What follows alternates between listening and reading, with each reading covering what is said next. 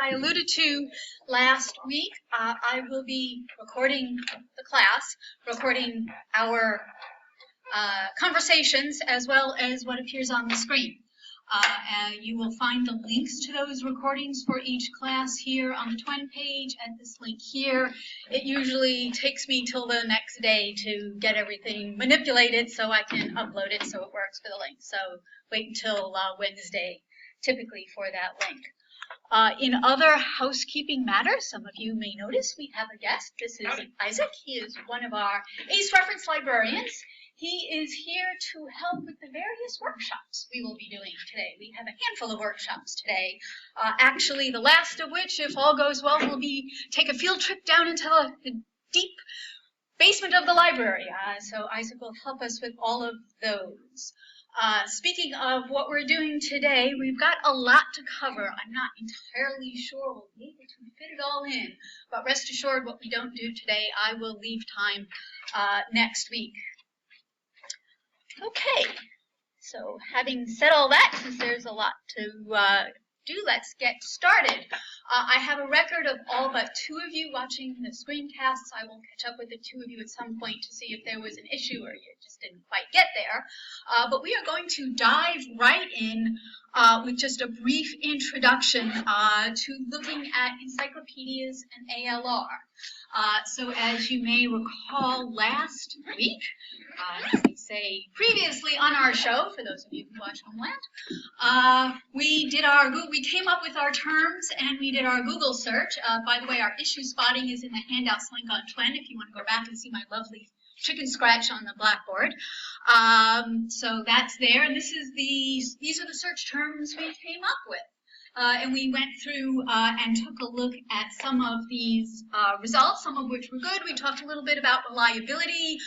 Remember Stephen Colbert telling us about wikiality and how you can just dive in and change a wiki page. So you need to be kind of skeptical of what you're looking at with regard to what you find on the web.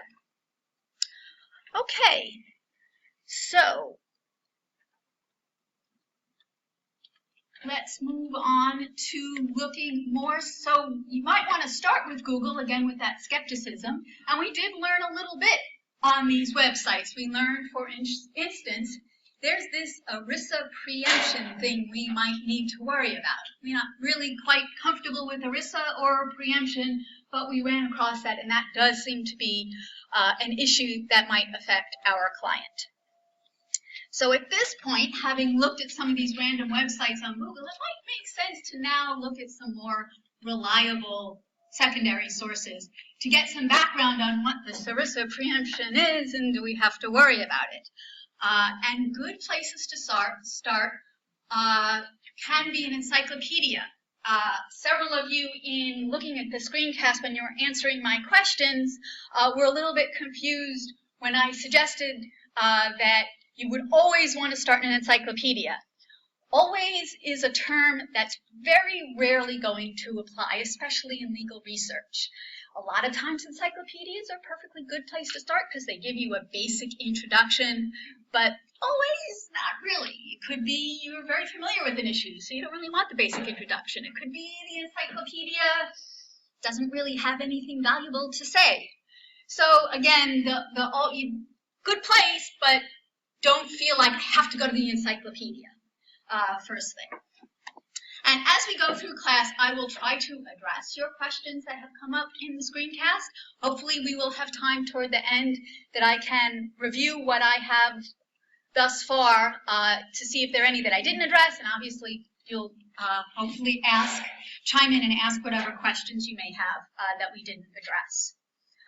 Okay, so what we are going to do with the first exercise is I am going to ask you I'm going to divide you up in a second, and then I'm going to ask you to look in various encyclopedia resources to see if you can find something useful for our client. So let's see, everybody's here, so I'm just going to do this randomly. So Tosif, Wendy, Nick, right? Mariella, and Kayla. I'm going to ask you to look in ALR. Once I divide everybody up, then I'm going to go through a really quick review on how to get to these various resources, and then we'll dive in. Okay, so you folks, group 1, your ALR. Group 2, you're going to be American Jurisprudence, AMJUR. So Caitlin, Ashley, Steve okay? Joe okay? And Jamie. Okay, so you're Group 2. You will be doing, as I said, AMJUR. Group 3, CJS, Corpus Juris Secundum, and I'm not going to ask anybody to remember that one. Okay, so I left off Raven, Kristen, Michelle, Susan, and Jamie. Not Jamie, sorry, Jillian. We did Jamie already. Okay, the J's confused me. So we said you're Group 3, and somehow 1, 2, 3, 4, 5, 6, 7, 8, 9, 10, 11, 12, 13. Okay, my math was off. Okay, Group 4, so I left off with Jillian, will be Bill, Adam, Joanna, and Barbara, and I will ask you all to look at New York jurisprudence. Okay, so a couple of caveats here. The CJS group, you have to go on Westlaw. CJS doesn't exist on Lexis. Other than that, up to you, Lexis or Westlaw. So what we will do is, once I give my little description, I'll give you some time to find it, and then I'm going to ask one person from each group. I will either pick on you or you can volunteer to come up and drive. If you come up and drive, then all you need to do is hit the laptop, and I ask the questions to the rest of your group members. So there is an advantage to coming up. You don't have to answer any questions. And we will talk a little bit about how you found it and talk a little bit about the resource. And we'll see how all that goes. So as I said, just a quick review here on Westlaw, and then I'll go on Lexis. So there are a couple of ways to find secondary sources and titles generally on Lexis and Westlaw. And it's kind of up to you what makes sense to you. You can, I'm sure you all know, just type in your title. So if you're interested in American law reports or jurisprudence, you can see it comes up on Westlaw. And that's one way to go. Another way to go that, let's get out of that. Another way to go, you'll notice in the Browse menu, you can browse your way through, and that sometimes is a nice way to go just because it gives you a sense of what's out there. There are little tips and tricks in remembering differences. Westlaw and Lexis, not that important if you keep track, but for instance, Westlaw puts ALR, or rather AMJUR in texts and treatises. So you don't see AMJUR surfaced up here. You have to remember it's there. No big deal. Third way, and the way that you all are probably most used to using, which is also perfectly fine, is just doing a search. You can do a search from the basic screen, or you might want to narrow it just a little bit. Throughout today, I'm hopefully going to convince you that you don't want to narrow too much, and I will show you why. Now, I'm going to use a different hypothetical because I want you to use our class, our client. So actually, I'm going to use a rather basic drunk driving.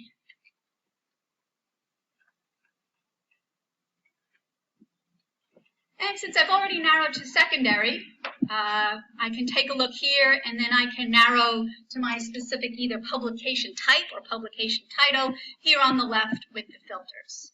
And you're all probably used to doing that on Westlaw as well as Amazon. So you see ALR up here is a publication type. Down here, AMJUR is a publication name. I wouldn't worry about it. You might find other publication types clicking here, as well as other publication names here. So either way, as a rule, from a strategy standpoint, when you're doing research on a topic, I would say this is the way to go. Either start from the very first screen or narrow just to secondary sources. I wouldn't just start in AMJUR or just start in ALR, because how do you know there's anything good in there? And then you have to go back and forth. And another consideration, and actually I think Steve, you might be interested in this, from a cost-efficient standpoint, if you are in a transactional environment, and Steve mentioned to me he's working somewhere that they have a transactional Westlaw environment, you will get charged an extra search. So if I do my drunk driving search first in ALR, and then I narrow down to AMJUR and do another drunk driving search, I get charged for 2 transactions. If I just go to secondary sources, or even back here in the most basic screen, and then filter through to AMJUR, to ALR, to whatever filter I want to use, cases, statutes, whatever, I only get charged for 1 transaction. So filtering is a very cost-efficient means of doing research on Westlaw when you're in a transactional environment. When you're in an hourly environment, obviously, it's just by the time. Okay, so that's Westlaw. Let's take a quick look at Lexis. Kind of the same strategy applies. So again, you can type in the title here, or you can browse using secondary materials. As I understand it, and again, this is a moving target as we discussed last time, that cost-efficient strategies shift as the vendors change how they charge for things. I believe Lexis doesn't have that transactional hourly dichotomy, so it's less of an advantage. But I still think just from your own time standpoint, better to start broader and then narrow with the filters. So you see here, if we did narrow to secondary, the structure is a little bit different. So AMJUR and ALR comes under federal, which to me is slightly wrong because AMJUR and ALR cover state, refer to state issues, cover state jurisdictions and topics as well. So don't get confused by that. But you'll see treatises up here. So the different types of materials. Now you New York JUR folks, you'll probably either want to just narrow it up top to get to New York JUR, or filter, find it in the filters after you do your search. But the filters pretty much look similar. So you do drunk driving.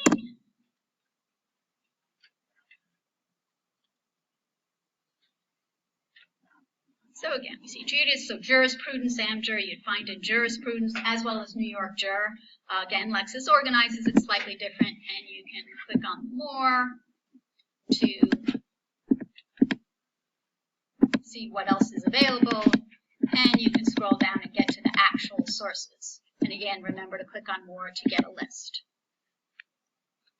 Okay, so that's kind of the quick and dirty of how you want to get to the various sources you've been assigned to. Before we do that, one of the questions I had, somebody put in the screencast, was just an overview of secondary sources. And I'm not quite sure what you meant, so chime in if you want more detail. But the point of the screencast, and hopefully the point of last class, this class, and next class, is to convince you that secondary sources are a really great place to start. Because I don't know about you, but before I started teaching this issue, I didn't know much about liability or HMOs or certainly ERISA. And these secondary sources, as we've already discovered just from our Google search, are filling us in. And I think we'll encounter a couple today and a couple next week that will fill us in. And we'll be really glad that we took the time to go to secondary sources as opposed to the tendency of new associates, and sometimes not so new associates, is to dive right in and look for a case or dive right in and look for a statute. So hopefully I will convince you if you're not already convinced by the screencast. So that's kind of my overview. If you had something else in mind, chime in, ask now or later or whenever. Okay. So as I said, I've given you your resources. I've shown you how to find them. We're looking for the best section or sections that you can find. I will warn you that not all of these resources have good sections, and that's not me giving you a trick question, because like I said, I don't do trick questions as a rule. That's me being realistic about research. Not every resource is going to have something useful. That's one reason why you wouldn't always want to start an encyclopedia. So as I said, once we hopefully find something or have gone as far as we feel we can go, have someone come up from each group, show me what you've done. Show everybody, not just me. We'll see it up on the screen, what you've done, and we'll talk a little bit about some of the resources and features of each source. So look for that as well. Look for some useful resource that you might think, oh, this could help me later on. And yeah, and I guess the only other thing is let's just sort of get on the same page. We'll go back to our Google search. So what are some of the terms you're going to look under? Doesn't have to be just these, but so you're all going to fingers to keyboard and plug in words. What are some of the words you're going to plug in?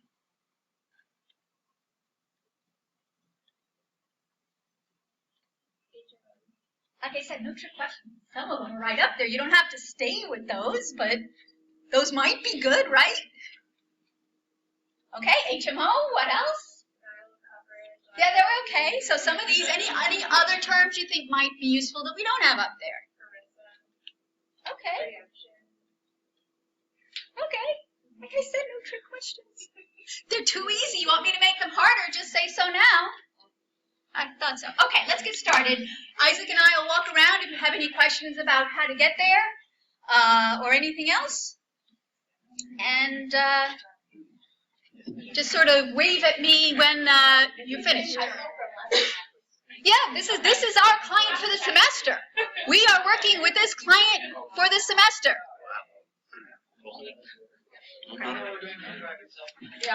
No, not drunk driving. Okay, sorry about that. Remember, let me pull up the issue spotting if this is causing confusion. That's why I put it here. So that's under handouts.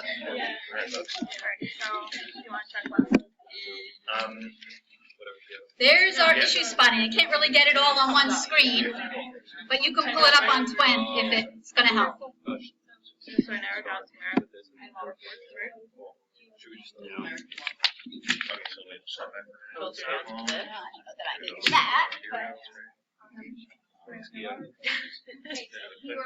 Ooh, I found something cool. Liability of third-party healthcare payer for injury arising from failure to authorize required treatment. Not good. I think I just did. Okay, so after that, and then I should put up HMO last time, I think, denial of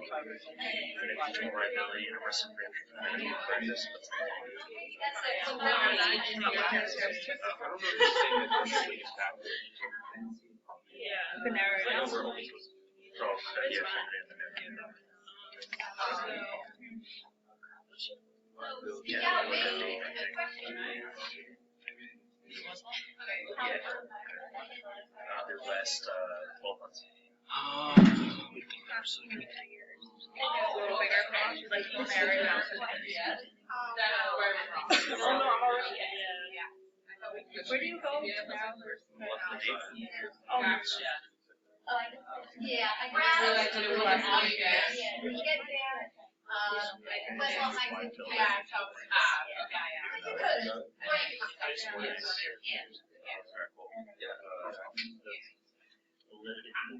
Introduction and application. That's the one I'm looking at now. And interesting, the same thing comes up. It's 06, so that's more recent. That's still 10 years old. God, how sad is that? I have one that's It's almost 10 years ago. I have one that's published in 2016. Oh, you're talking about the federal estoppel case? I'm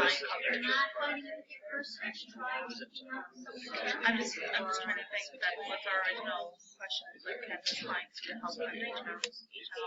Yeah, basically their liability for denying, for not providing prior So I authorization thought that treatment. would be a better search. Denial of coverage. Yeah, I might even do like denial of like prior authorization. I might try that too.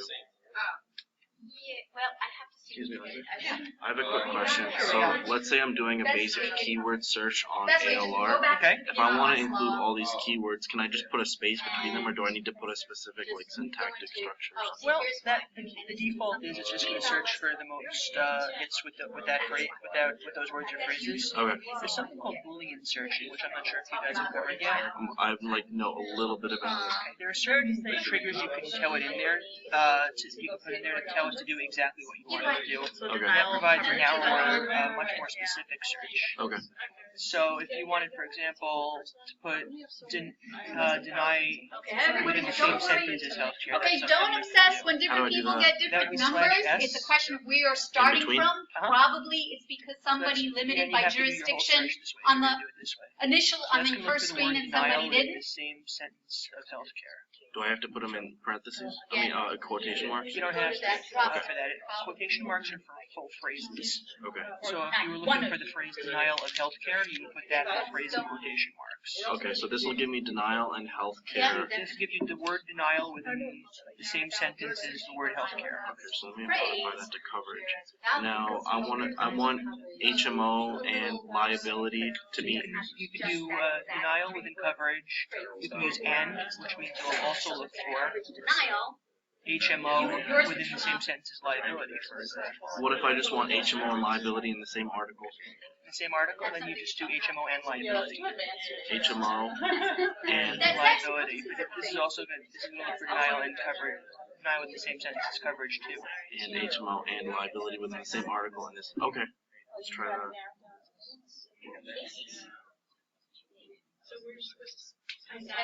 Oh wow, that's awesome. Searching is the way to go. Wow, this is way better. Natural language is Yeah. what they push, and it is getting better. Is there like If you click on a advanced yeah? over there, that should give you a list of the. I need like a chart of all the connectors. Here we go. There you go. There we go. I see. Thank you so much. I'm learning Boolean searches, doing this stuff, and I found this one article.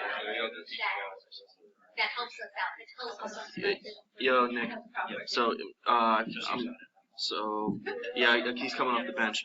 All right. So so what constitutes bad faith on the part of insurer, rendering it liable for statutory penalty imposed for bad faith for failure to cover a claim? Yeah, so we went Boolean on this, bottom of the ninth. I think we got the we Booleaned. Yeah, all day, Real quick. every day I'm Boolean. Boolean. I don't think that's maybe liable for because like how often they come out. It was original. It has to do with It's from 04. my concern is with like healthcare. Boolean connectors are so nice. And rather than like Let me ask this. I got this. 648. Yeah, you got there. Yeah, denial within the same sentence as coverage and HMO and liability. So start to wrap up and find the best article, section, whatever I applies. wonder if there's a more recent one which makes it just more, reliable, I guess, or someone else relied on it. Yeah. What's up? Nice. There we go. Whaler is going to be an article, CJS Andrews, Squad. New York Journal.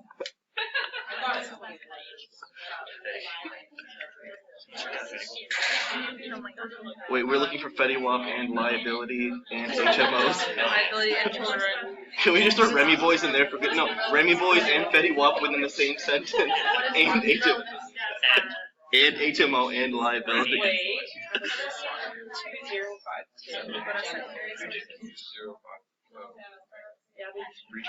So these are secondary sources citing this.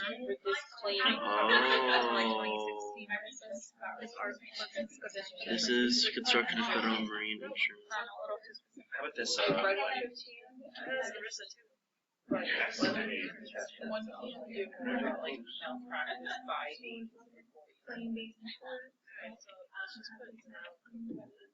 Ooh, ETSEC. I like ETSEC. 2006 ALI. Yeah. So I was gonna see if there's a the site references to see if there's that's in the way. Oh, there's two of them. Yeah. One is ALR 5247, another one is ALR 589, so I think this one might be the later one. But they're both in the same year. That's what, Professor, what does this mean? Because the titles are the exact same, but this one says 115 ALR 5589. This is 116 ALR 247. Are these the same or are they different? I would have to look at them, honestly. Alright, I'll just pull up both for a good measure. Okay. Okay, so bad. Okay. Yeah, no, it's fine. It's fine. It's fine. I'm still vertical. Well, that would be good. That's necessary with now coverage too.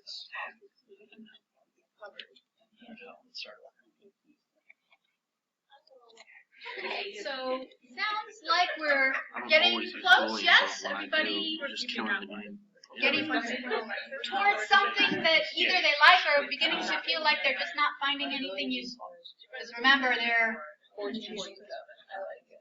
it goes both ways in these sources. So ALR people, did you find something? Yes. Yes, okay. Amdur people, did you find something? Something. So Things within the same CJS sentence, people. some. Yeah, the sum of all things. Not couple weeks. Be patient, I promise. Okay, so sounds like CJS kind of found some other stuff in New York Journal. We think we found something. Okay, so do we have a volunteer from ALR? I volunteer. Please, I second come that. on. Come on up. Trying to get out of work. That's right. Westlaw license. You'll kill the game, Nick. I think we had a little bit of both. I don't know. Up to you, you're driving. Westlaw.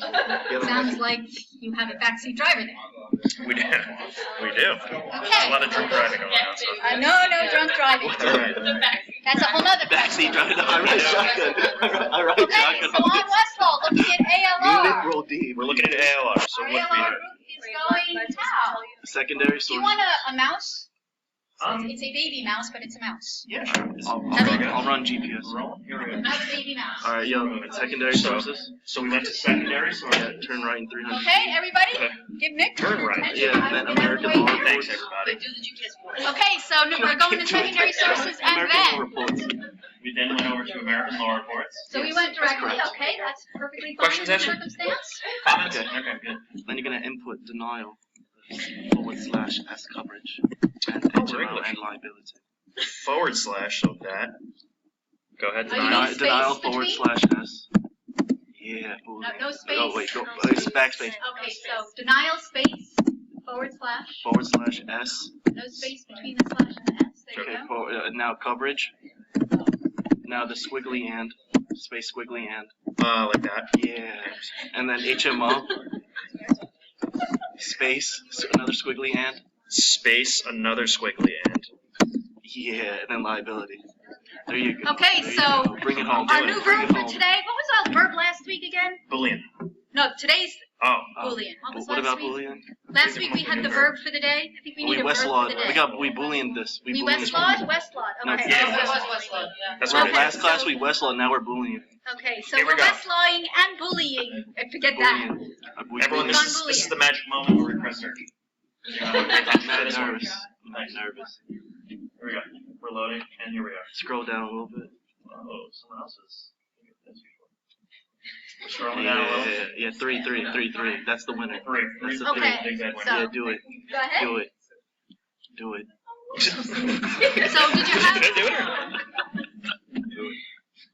So did you have time to find some useful research resources? No, we just got excited about finding you. Okay, so As we we blacked found. out. Okay, so actually. This was my first Boolean search, so I was really happy with it. Okay, so Yeah. we went Boolean quite successfully. I agree. Okay, actually, thank you very much. Oh, you're very I'm going welcome. to take All over right. and talk a little bit about Thank you for your time, everyone. ALR. That's what's up, brother.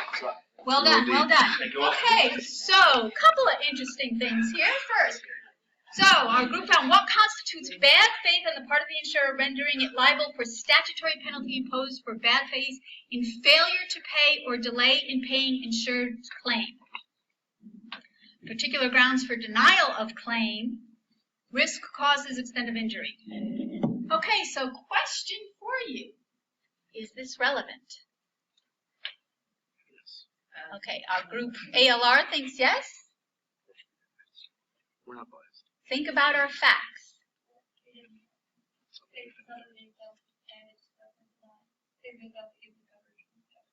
Our client never made it to the doctor in the first place, right? So, okay, no, you're fine. So this is part of research, is thinking critically about your facts to think about, does this fit? So yes, it's easy for me to stand up here and ask you targeted questions to make you come up with the right answer. You need to sit and think critically, okay, failure to pay. Did they fail to pay? Well, kind of, but it was more that they never got there in the first place. And sure, you saw denial of claim, but we never got to that point. I'm going to go back and observed that, oh, look, somebody else chose something. And that somebody else being yours truly. Did anybody else in the group look at this? Yeah, that was the first one we found. But Okay. we tried to find something more recent because this is from '98. Okay, excellent, excellent point. Wanted to try to find something more recent, right? Because the more recent it is going to cover changes in the law. So it was originally published in '98, and since we haven't spoken about ALR, you have no reason to know this, so you were totally right on the mark in thinking about that. However, the way ALR works online, and this is actually where online is a little more confusing than print, is Westlaw and Lexis incorporate new stuff. They tell you when it was originally published, but they incorporate new stuff. So if you were to scroll through here, you would probably, let's see if I can do this quickly. I'm not sure how this will work. Nope. You will find more recent, so here actually, you will find more recent cases than 1998. I'm not finding a good example through my find search here, but they are there. So what you need to know about ALR, one reason why you're taking the class, I hope, is that it gets continually updated on Lexis and Westlaw. It would be a little more obvious in the books because you'd pull out the book that was copyrighted 1998, and then you'd see the pocket part, which would be copyrighted 2016 or 17, and it would be right there in front of you. So it's actually a little more confusing online. But actually, absolutely a good point. Another point to think about, hopefully I'll stay vertical here. Another point to think about too is that, yes, it's old. It doesn't mean that it's useless. It means that you have to update it from whenever the last time it was updated, and we really don't have a clear sense. But it doesn't mean it's useless. If it's on point, you might want to take a look at it. Again, it might be less valuable because it's old, but it's not useless.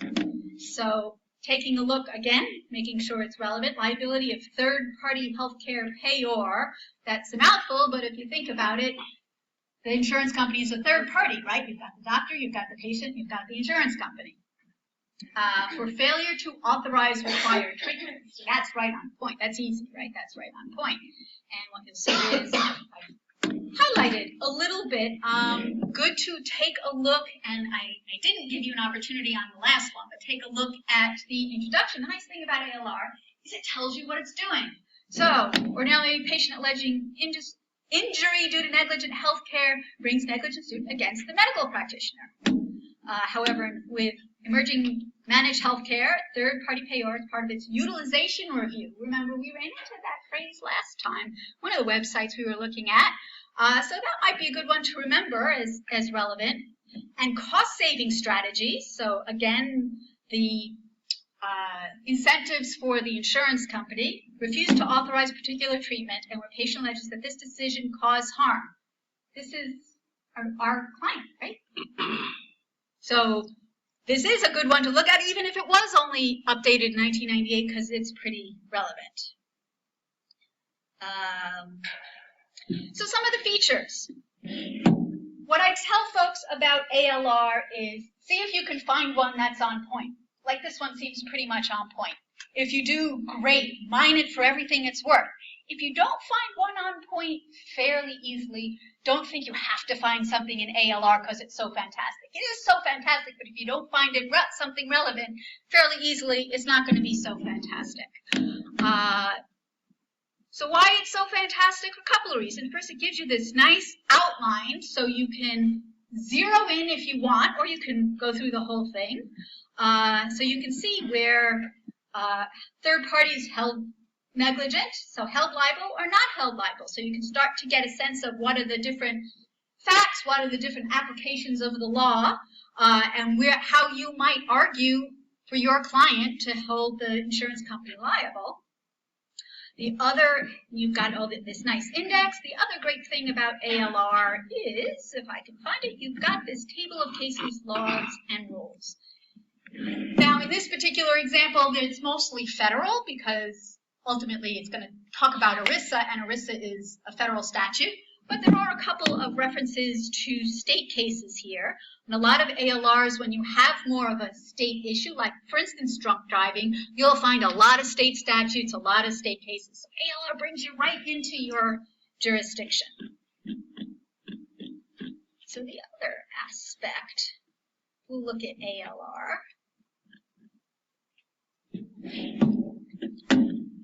So if we hadn't already run into ERISA, we would read this ALR, oh, that third-party payer, not so sure what that is, but oh, look, liable for failure to authorize requirement treatment, and as you're reading the scope, it would tell us straight out, underlining state negligence claim was preempted by federal law, particularly sections of the Employee Retirement Income ERISA.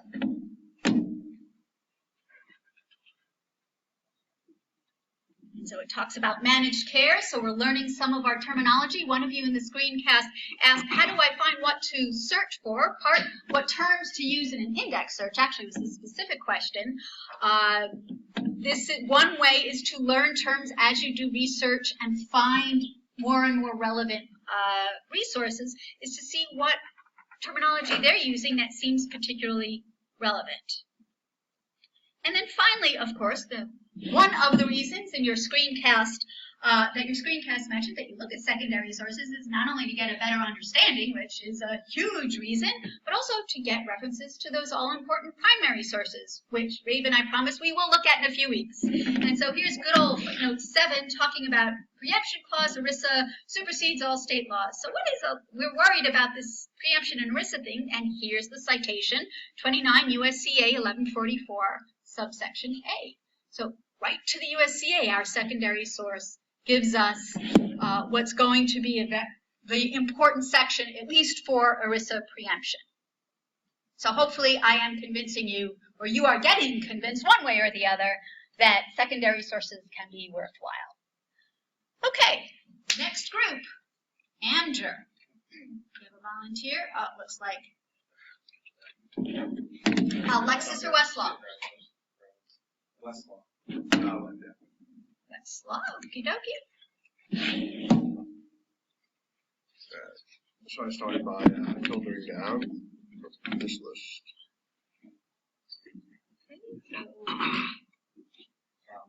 Secondary. No, next. Cool. And then text and treatises, Amger's at the top.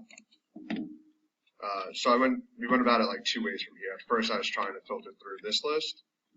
Insurance seemed pretty on point, and also health, but ended up pretty much getting the same results as just also entering search terms from here.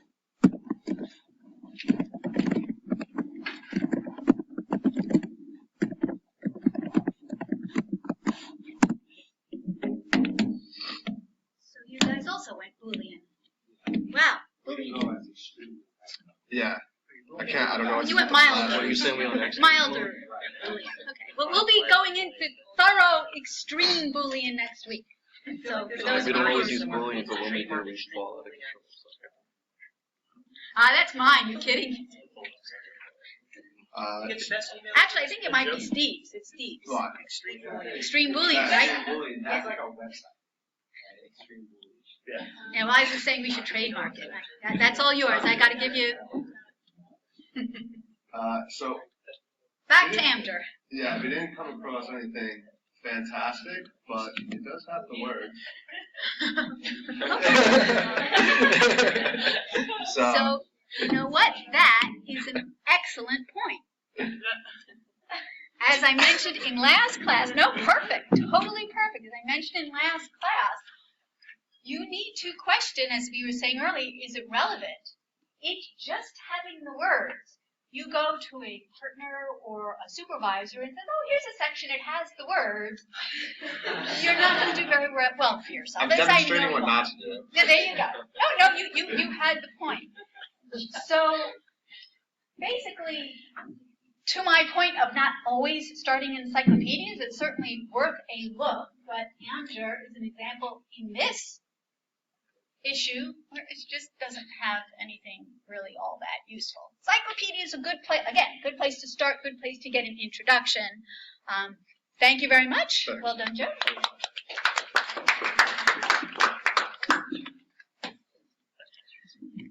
So one feature of Amger Online I'm going to show you is, and I'm just going to actually go back and follow the same path that Joe took. Go to Texts and Treatises, and then go to Amger.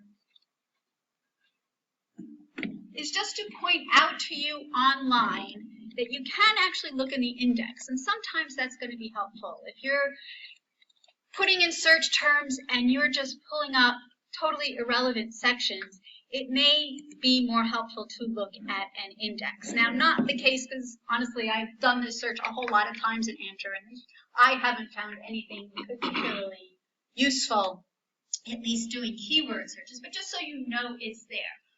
A couple of you mentioned last class and in the screencast interested in, okay, how do we use secondary sources in print when we don't have Lexis or Westlaw available, if we're working for a nonprofit or pro bono or whatever the reason? Something like Amger, ALR, you're going to have to come visit us and use the good old-fashioned, well, you can come visit us for sure. You can either use the good old-fashioned print and go through the print indexes, or and I mentioned, I think in last class, some libraries, and happily we're one of them, we actually have a workstation that is open to anybody who's welcome to use the library. So right now you all have Lexis and Westlaw passwords. When you graduate, you'll be able to use them for a little while, and we'll talk about that later at another class. But eventually they will go away, and if you don't have access through your job, you can come and use what we call our WestPack, public access workstation, and you can access Westlaw. It looks just like that. The content's a little bit different, not very. So that would be another way how you would do research if you don't have online access through your job. You could come to the library, and Hofstra's not the only law library that has this. Other law libraries do. So if you wind up somewhere other than Long Island, hopefully you'll have access to a law library. By the way, I forgot to ask last time, who plans on staying in New York? Who plans on going elsewhere? Anybody? Okay. Let me guess. California? Do that. And? DC. Pardon me? DC. DC and? New Jersey, Massachusetts. Okay. A lot of my state examples will be New York for obvious reasons, but I will try to touch upon California and DC and New York, New Jersey, Massachusetts. So, for instance, we talked about encyclopedias being a great place. Well, actually, we'll hold that thought for a moment. Okay, any questions on Amger? CJS? Michelle's going to brave it. Lexis or Westlaw? It's got to be Westlaw. Silly question. There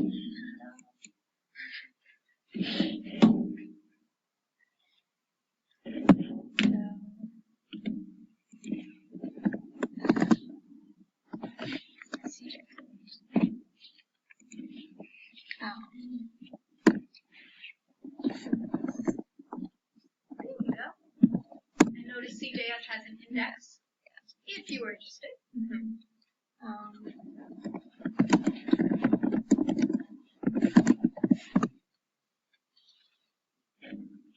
Going plain language.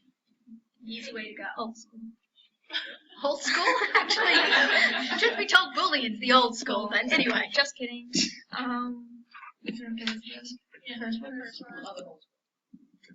The newer old school? There's no school for the old school. We'll do oxymorons in addition to the verb for the day. It definitely wasn't wrong. So is this the section you like? Unjust or unreasonable delay or refusal generally? This is the section? Yeah. And scroll back up to the top if you would.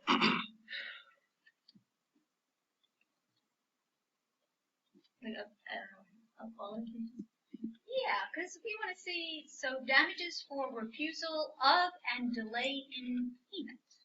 And this is in insurance action on policies generally. So did this talk about HMO and denial of coverage? That was what led us to a case that, yeah, like the last paragraph, not up, like the last paragraph right before the cases. It talks about liability and then it footnotes to a case that's against an HMO. For denial of coverage, or?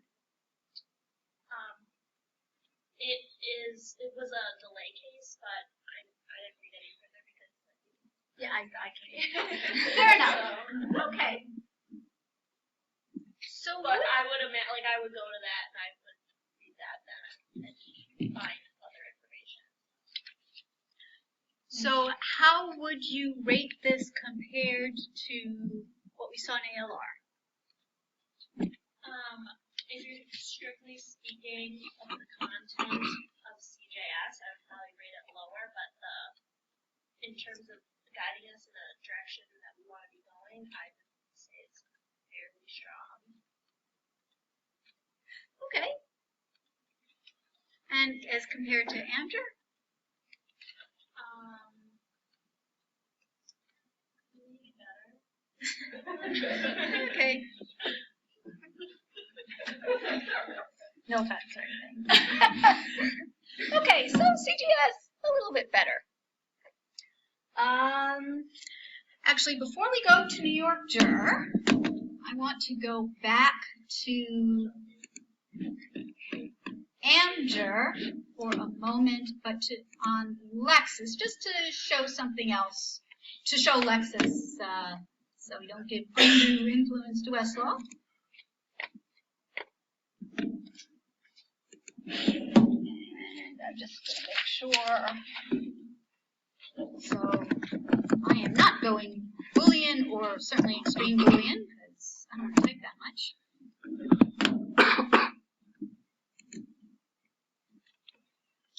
So again, I'm going to go to jurisprudence. And any number of ways I could have gotten to Amger. This is the way I decided to go. However you get there is okay too. So for some kinds of resources, like Amger, like CJS, and will be like New York Juror, as we see in a moment, don't worry, I won't steal your thunder.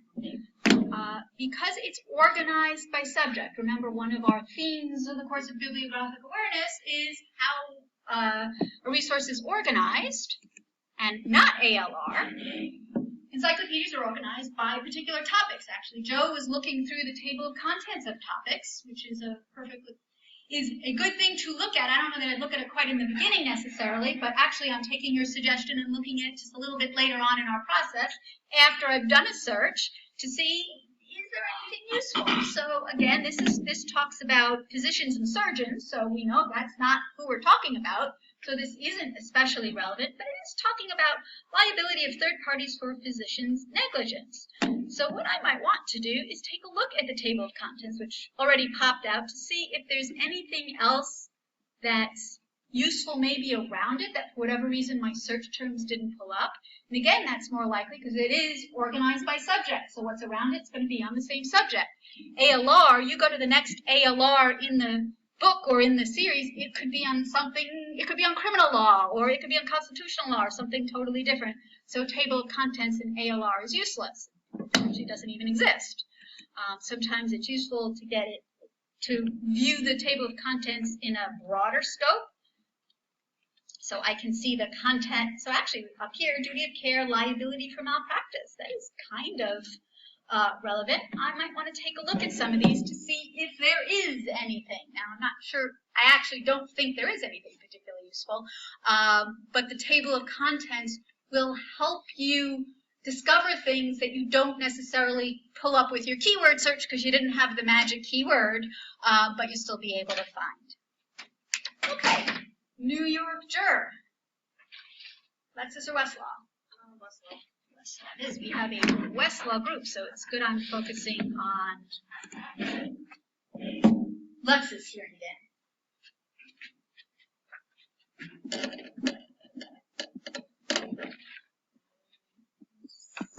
Sources.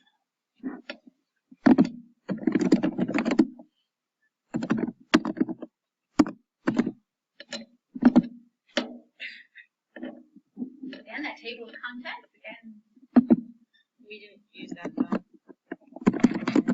fair enough. And it's going to be hard to hunt and peck in a whole table of contents to figure it out. I mean, sometimes you can if it's very obvious. But I think the better strategy is to do a search, whatever search you choose, and then use the table of contents when you find a section that seems sort of or on point or even just sort of. And then the 3 terms.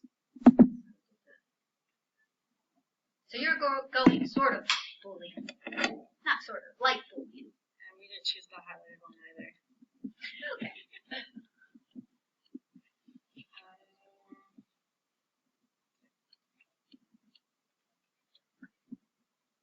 Do you remember the number? There Oh, it is. there it is. We chose this. And it's recent. Number 2, 16. Good, you're looking at the date.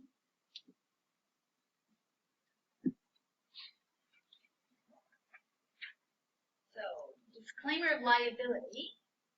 Non-coverage general insurer has knowledge of certain rendering policy voidable at its election and fails. Maybe that's not the ideal paragraph. Anyways, okay, so disclaimer per insurance law requires insurers to give written notice as soon as it is reasonably put to disclaim of liability or denial of coverage. So we saw that disclaimer of liability is kind of also used along with denial of coverage. What is disclaimer of liability? My peers tell you. Peers, yes, you're right. You're right. I promise not to pick on the person up front. Peers. I think this is like the best that we could come up with. Just, I'm not 100% sure we are, just in terms of the disclaimer. I'm not sure if that's on point with our issue, but what came up with it. Okay. I'll give it to you. Okay, so take a look. So granted, I didn't give you a great deal of time to read through, and as I imagine you've probably figured out by now, the highlighted one is the one I was looking at. So health maintenance organization, that at least is pretty clearly on point for us.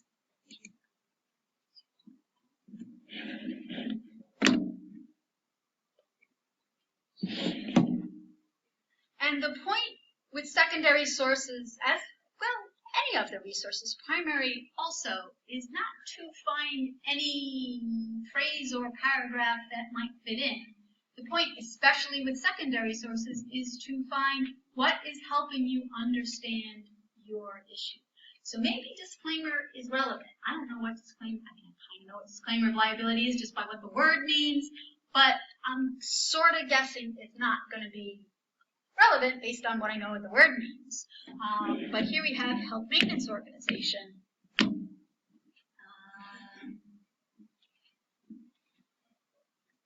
So here it talks about the section I've highlighted, maybe each member may be liable, accountable for any negligent or wrongful act committed by him or her under direct and control of all professional services. Okay, so that may not be obviously relevant. So it talks about vicarious liability for physician employees. And again, it starts to talk about that preemption. So what New York does, it gives us some grounding. I mean, this is not hugely useful because it doesn't really talk about denial of coverage so much, but it does talk about HMOs, and it does talk about holding HMOs liable. And what it also does, and what's so great about New York Jur and state encyclopedias, and by the way, California has a Jur, California Jur. I don't think New Jersey does, and DC I know doesn't. Is it's going to give us references to the New York law. So there might be something that's related here, it might not. But this about is as close as you are going to get. Okay, so that's encyclopedias. Again, you don't always have to start there. Some will be more useful than others. ALR, New Yorker. I'll debate you on CJS, and AmJur we decided, nah, never mind. What I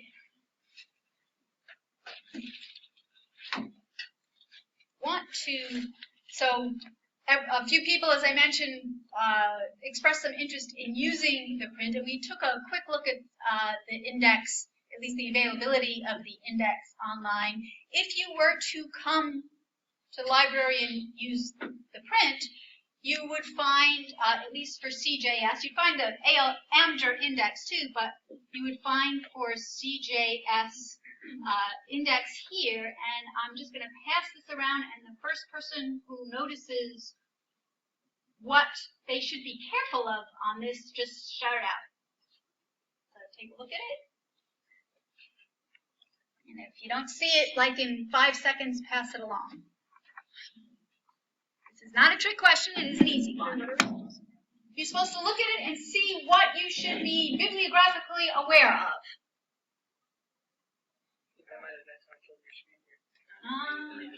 What should I do that for?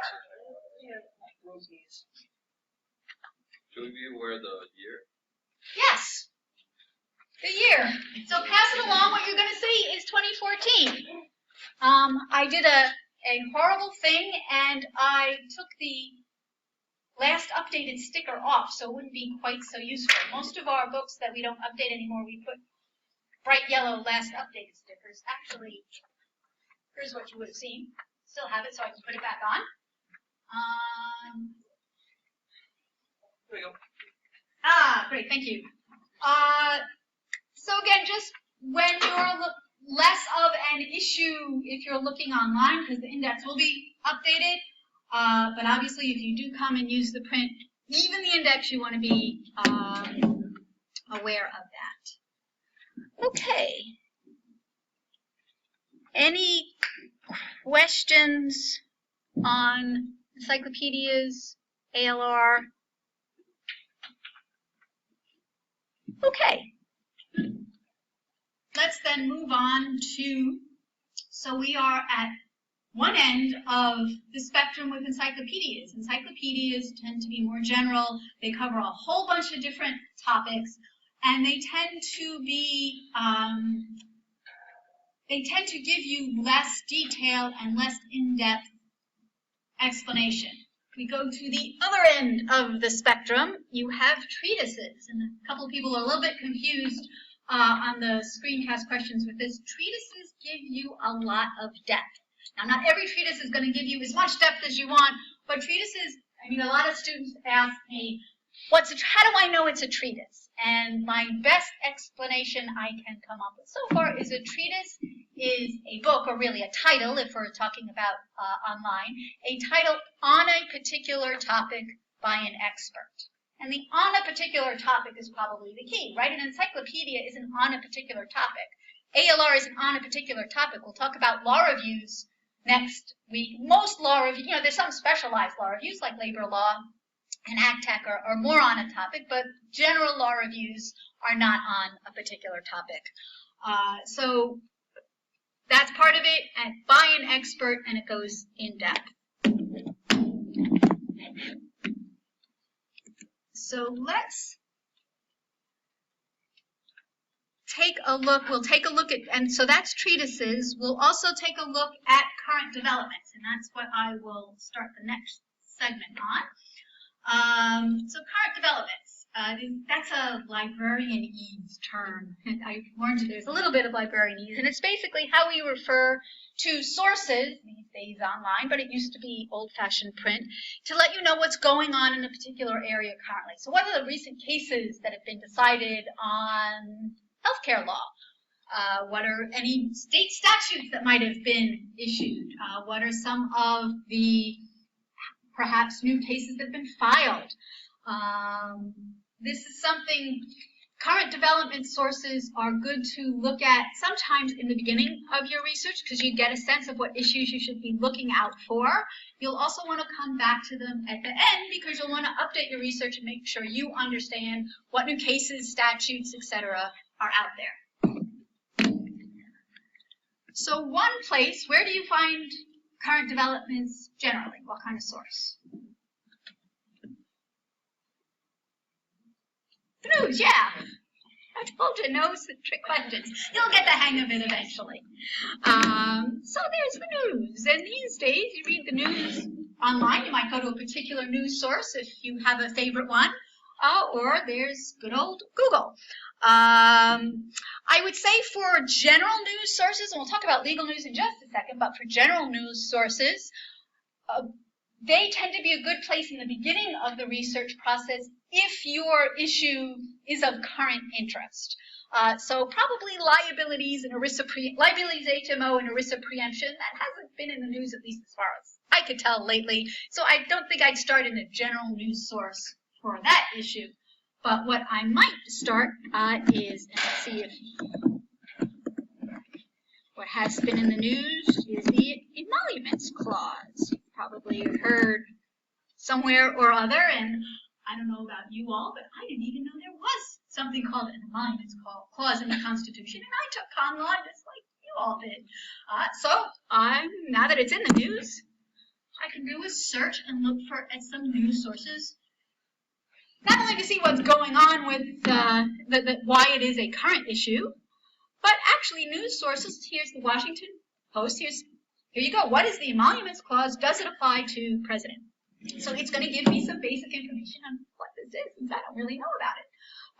Another example I used to use, a little more legal specialized, was capital gains tax. There was a while, a couple of years ago, where that was in the news. It's possible that might come back in the news as new tax provisions are considered. So I might go to news sources for that. But as always, when I'm going online or looking at any source, I'm going to think about reliability. So the Washington Post, I think we've all heard about, it's a pretty well-respected newspaper.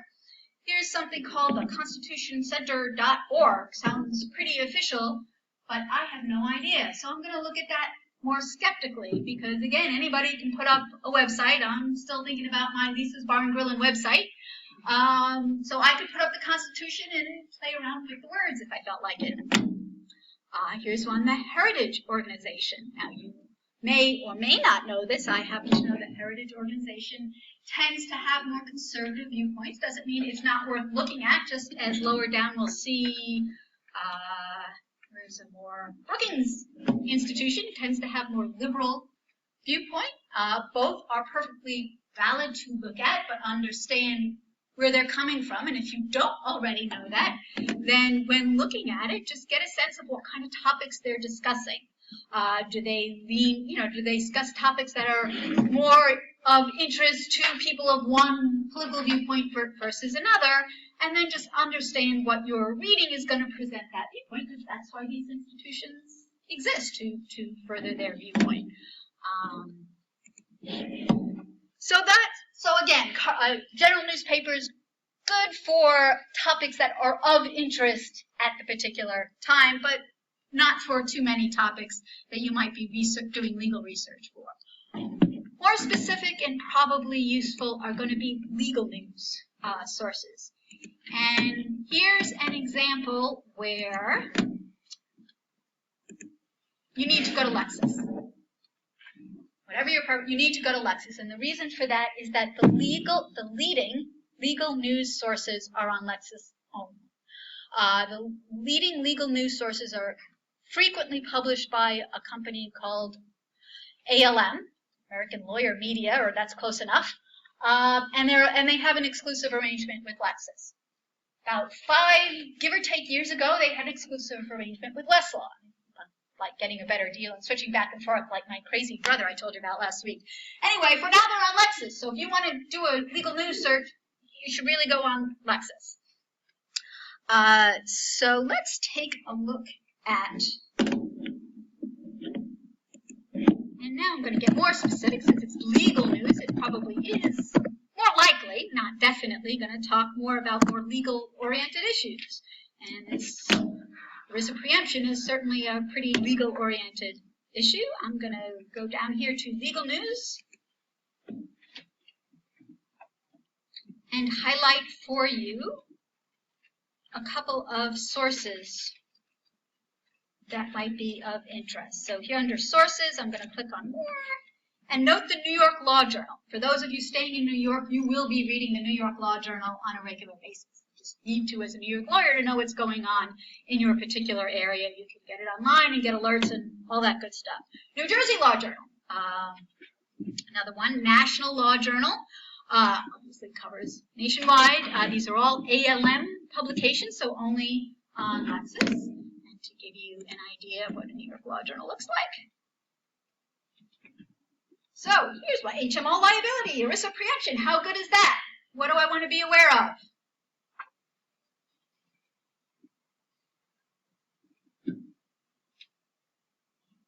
Today, we need to update, update, and update. I don't bang the table often, but this one's so important I do. So, unlike what I said about the ALR, if it's a news source, this one's kind of old. I might look at it to see if I learned something, but I'm not going to start there and waste my time unless I'm just not finding anything else. So, 99, not much better. Supreme Court, it might be interesting to see if they had. Oh, but here, if I was a little bit patient and scroll down just a little bit, ERISA preemption rejected an insurer's claim against healthcare providers. 2012. That one I might look at. Even though it's reporting about a different case altogether, I can learn something about ERISA preemption, hopefully with some discussion of New York, because it's the New York Law Journal. So legal news can be a great source to, again, get some background, see what's going on more recently, but also get some background on how all this works. New York Law Journal actually has some great columns on laws in particular areas. I actually follow the column written about condominiums and co-ops because I live in one, and I'm interested in the law having to do with that. So I set up a little Lexis alert for New York Law Journal, and whenever a column comes out, I get this nice condominium and co-op law, and I'm learning about that law through the New York Law Journal. And not just to keep current about the recent case, because thankfully thus far I don't have to worry about it, but just to know to understand and get background about the law in a particular area. So again, legal news can be really useful. Okay. Another good source, and again, one of you brought this up in the screencast, is you want to be able to use free sources and learn how to utilize Google. And here's yet another way.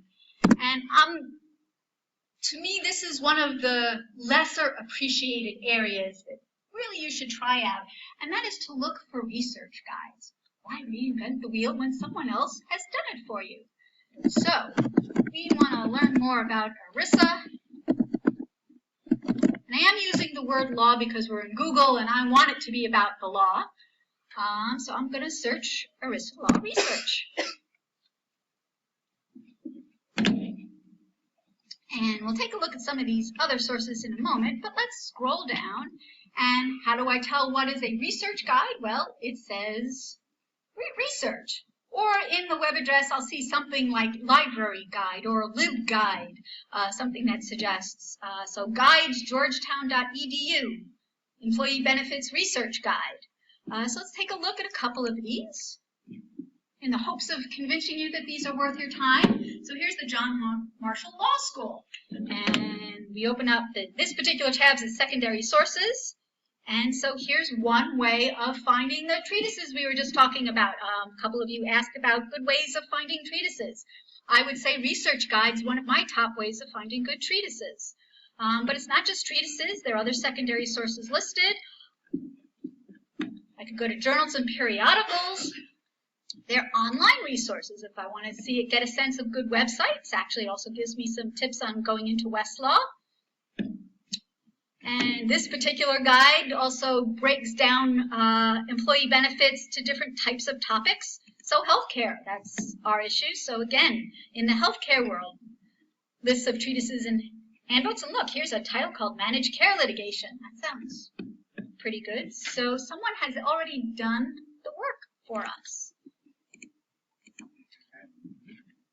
And similarly, actually doesn't look that different.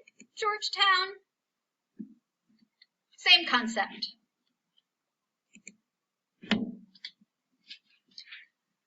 Getting some other interesting hits here. So here's one, dol.gov, and it even tells us Department of Labor, so I don't have to guess what DOL stands for. And again, when you have a government department interested in your particular area, they may have some useful information, if nothing else, how the government interprets the particular law.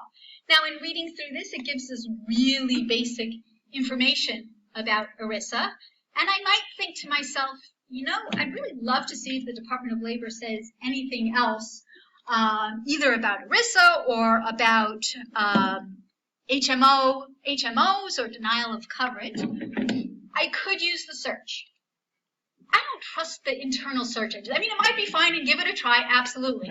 But this is one of those advanced Google tricks I promised you last time, and this is like my favorite one. If you remember nothing else, this is really, really useful, not just for legal research, but for like everything. And that is up in the web address up here. I'm going to type in the word site, S-I-T-E, and I'm going to put a colon. And then right after that is the web address, https://www.dol.gov.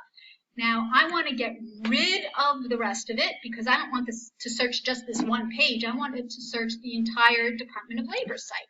So I'm just going to get rid of it, so all I search is www.dol.gov. Does everybody get that? Anybody confused? And then I'm going to hit enter and search.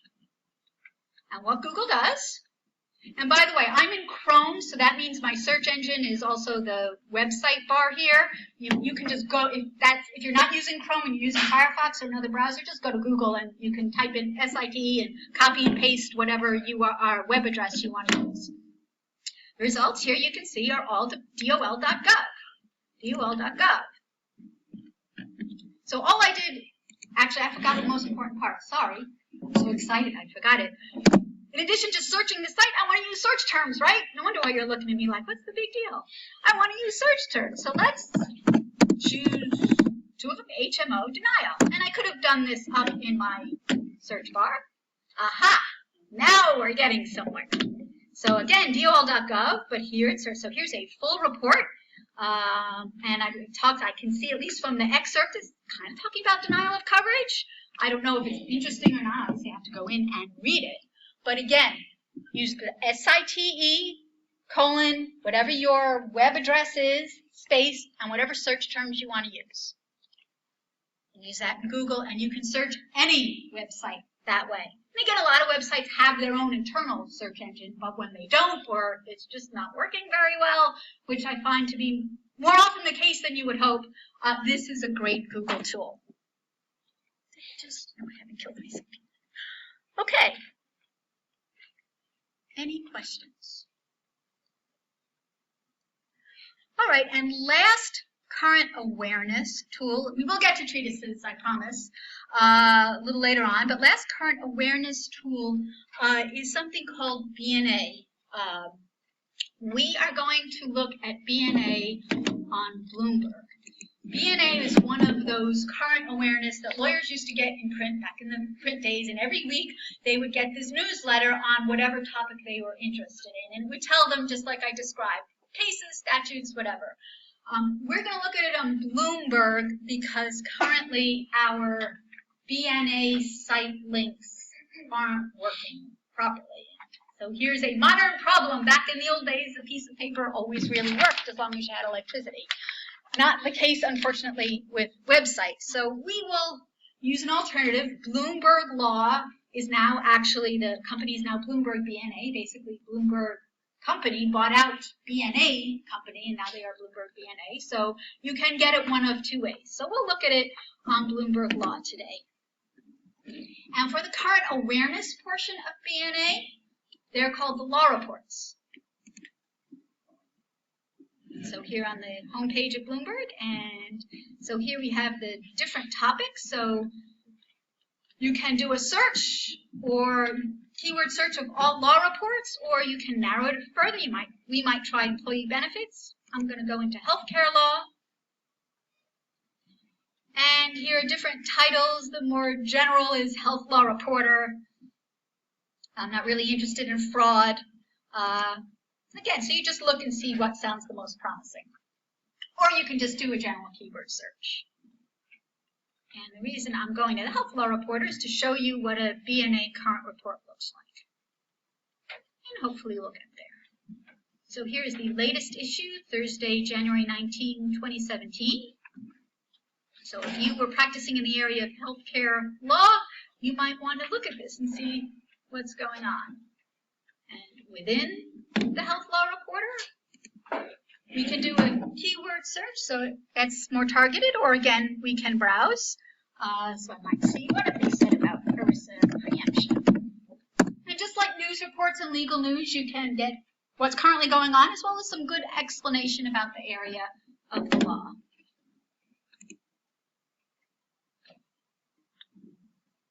And it's scrolling down. Iowa drug pricing, not all that interesting. Aetna must face ERISA class action over benefits reimbursement, maybe. So, no guarantee you'll always find something relevant. Unfortunately, that's not the case. But this is what BNA looks like and can be very useful. We'll be looking at other aspects of BNA in a little while. But right now, I think it's time to do another workshop.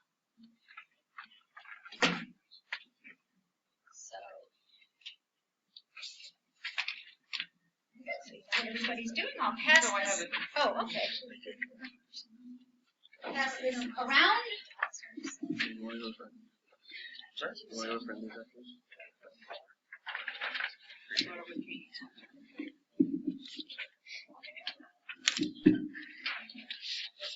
Good idea. What you got going on? Yeah, so hopefully this is straightforward. I'm asking you to look at New York Law Journal and Legal News, either one.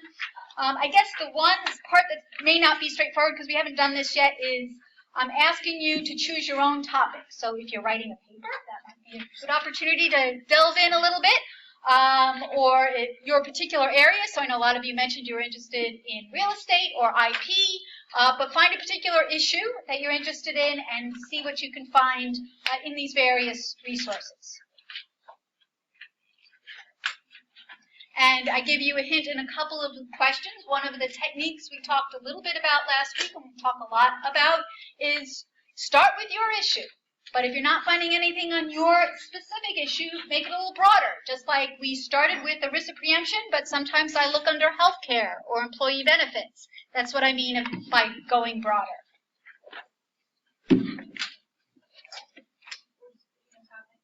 Any topic you like. Like I said, if you're writing a paper, I'm going to ask you to do this on a number of workshops throughout the semester. So pick a topic if you're writing a paper, or again, where you might want to practice once you graduate, the area of law rather, not where, the area of law you might want to practice in. And Isaac and I will wander around.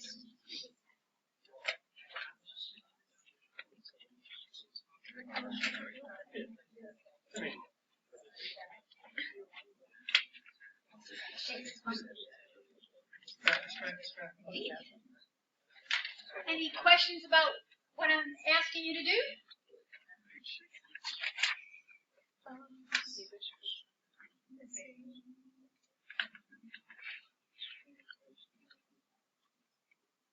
And I will ask you to turn these in. I'm not grading them. There's no right, wrong answer, but what it does is when I see your responses, it helps me see where there might be areas of confusion.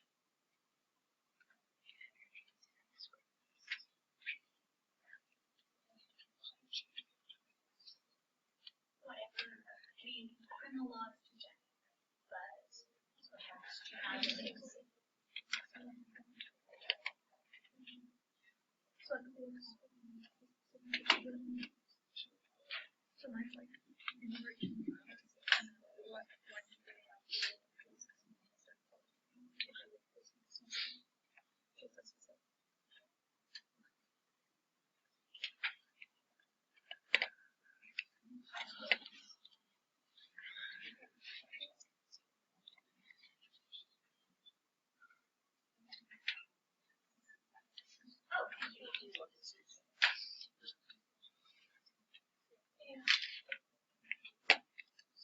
so for the first one, you do need to go on Lexis because I'm asking you to look at the New York Law Journal or Legal.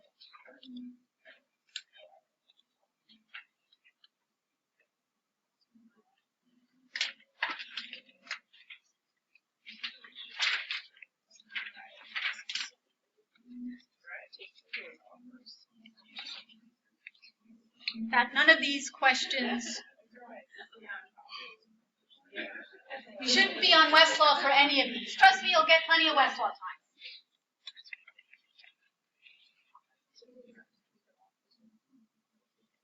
Oh, that is legal news, yeah. That's interesting. Wall 360 is okay. New wrinkle. That's another.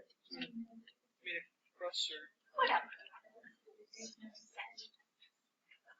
Visual routes and whatnot get variants of the commands.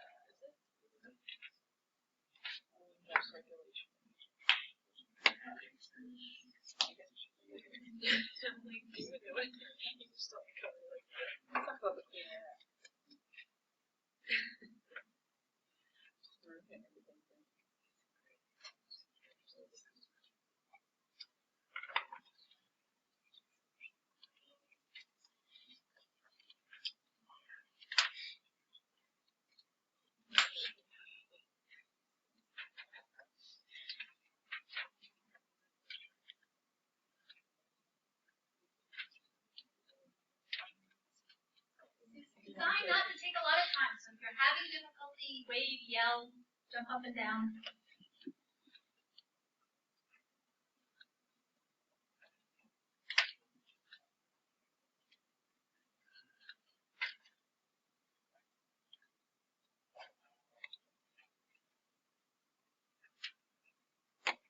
So actually, legal news isn't under secondary, even though it is a secondary source. Oh, I didn't realize this. Legal news, fine. Oh. Or you can type in New York Law Journal, but yeah, legal news. You can go that way, or search and then narrow. It's actually why I like to search and then narrow, because then I don't have to figure out what category to put it in. That'll do NYL, Well, no, do your issue search. Oh, I see what you're saying. So, Okay. you know, if I were interested, like, ERISA preemption, you're choosing a different topic. So you're doing a full-term search of contract, you're going to get. Yeah, the problem is like the paper is going to be over like redrafting certain statutes and contract language. So contract drafting. So redrafting contract. You know, I'll just stick to zoning law because I'm taking a real estate class. So again, zoning is pretty general. Yeah, I'll do zoning variants. All right. Okay, that works. Okay, now And what? then you can narrow. So if you go to sources. Okay. Oh, I see what you're saying. Okay. Again, no right way, just I see what you're saying. Okay. different.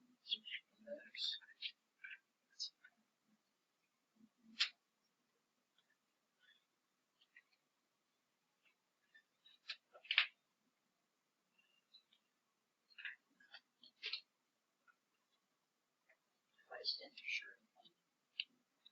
Straight up.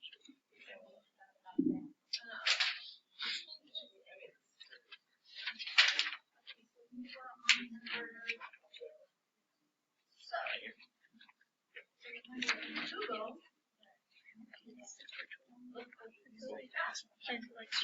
Did we take a break? Or did we miss the break?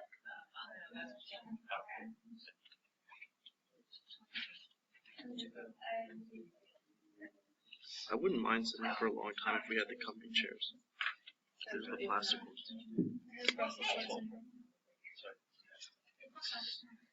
How often do you get up and walk around? Even if it's just like stroll or I mean, that's a good habit. They say, like, you can't really concentrate hardcore for more than, like, 30 minutes at a time. if anything was over, I'm like reading. One of my friends, her father actually travels internationally for work, and he has RLS. So he has to ask for a special accommodation on the plane to get a coffee and then to be able to walk up and down during his flight. Trips like constantly.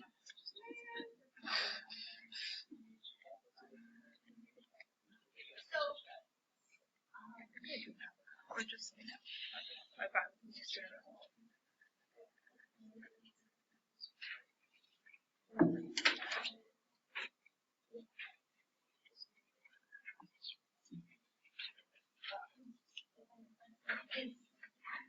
Right, but I didn't know if you wanted me to speak.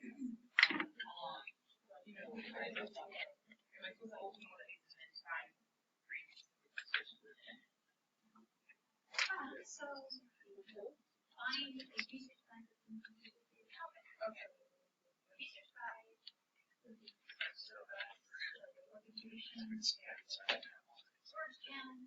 Do you have a little thing?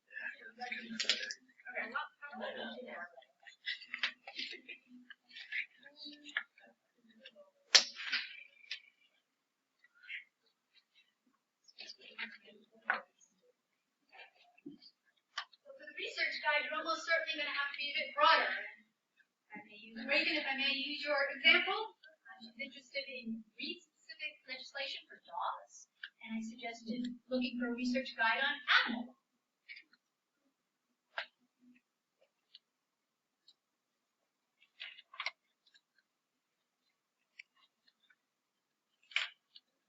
So The beauty of Google, you try it one way. If you don't find it, you try it slightly broader, and maybe you'll do better. Yeah. So I'm not going to do that as much as I'm going to do that for Google. For the research guide, yeah. Good question.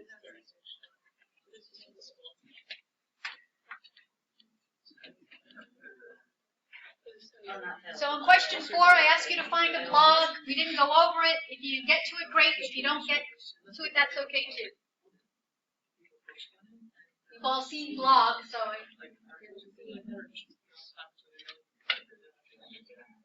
The website was,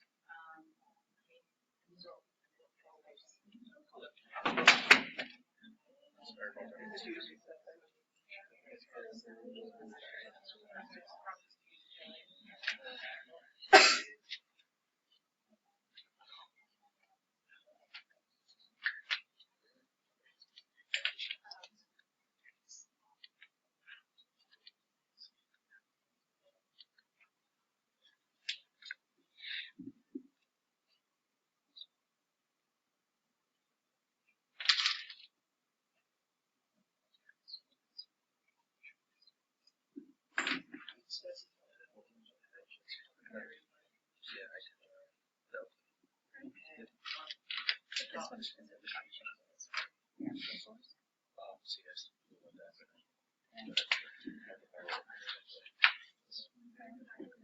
So I think the sources.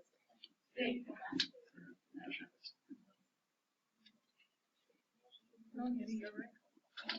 I mean, just a silly question, I guess. So, just research guide, does she mean like where? For Bloomberg, Or if you don't remember your login or haven't done it yet, either borrow someone's or look on, but please make sure you have that information for next time. What? Sorry. What would For Bloomberg. Yeah, I have some. You're all set? Great. Professor, I had a quick question actually. I looked up a research guide on Google and it took me to Georgetown Law, Guide on Secondary Resources, and then I found this. Does that qualify as a So resource? what would I Absolutely. What this is. For the web address, I just put down the general guides.ii.georgetown.edu. And then judgments for life is good because linking me to a treatise on West. Does that necessarily Well, count? reliability, I really more in terms of is this website something Reputable. reputable. Yeah, so yeah, Georgetown Law is Georgetown Law's right. That's reputable, yeah. Thank you. Oh, you had it right there. Go back. Go back. So that would be Immigration Law U.S. Research Guide. This is it. Yeah, it's the actual guide. Rather than, and you can click on the different areas. I see. Okay, so the whole thing is considered the guide. Okay. So that would be the name of the organization. You can say Georgetown Law Library. That's a specific librarian who's updated. I see. Okay. I thought this was just like a general title, but okay. That's an issue. Thank you. So moving on the right side.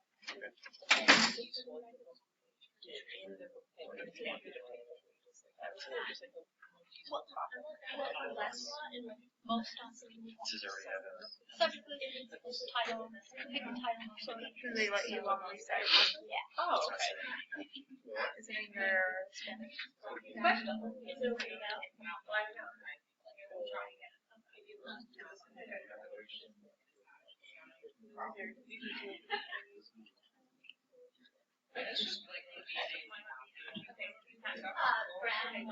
Okay, great. Maybe try and Maybe like property issue, but under there, like.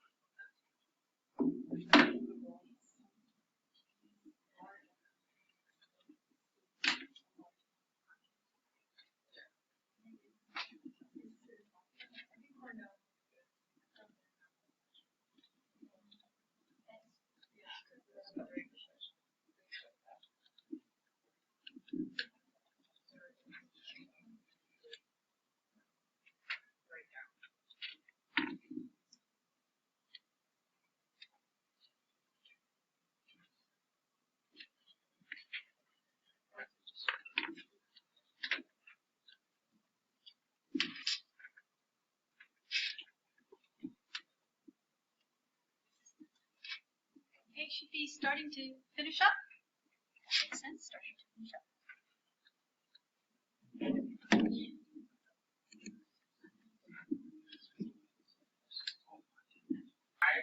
And we shall dive into treatises. I got just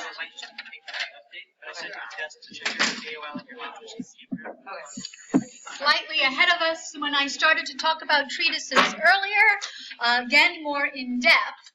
So you looked at the screencast on treatises. For fresh memory, what do you remember on ways to find treatises?